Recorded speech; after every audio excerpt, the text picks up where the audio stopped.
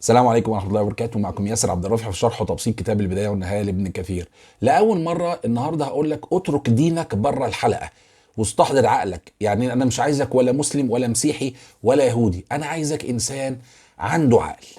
دلوقتي الإصحاح سفر التكوين الإصحاح التاسع العدد 21 بيقول على نبي من أنبياء الله: وشرب الخمر وسكر وتعرى.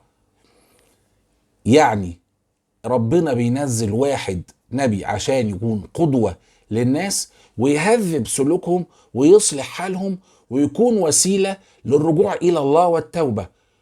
أخدك إزاي قدوة وانت بتسكر وبتتعرى؟ يعني إيه؟ هو إيه اللي بعد السكر؟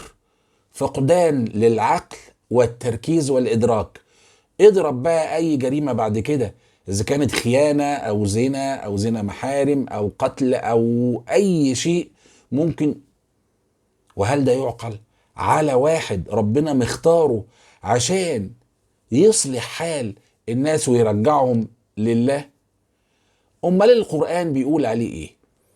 الآية 48 سورة هود: أعوذ بالله من الشيطان الرجيم.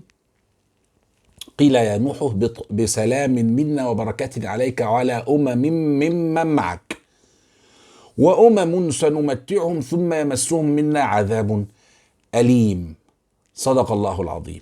بالعقل، هل هذا من وحي الله في سفر التكوين أم هذا من وحي الله في القرآن الكريم؟ لو حضرتك مهتم بالمحتوى اللي احنا بنقدمه يبقى حضرتك شرفنا بالاشتراك وتفعيل الجرس. الحمد لله رب العالمين، وسلام على المرسلين، والسلام عليكم ورحمة الله وبركاته.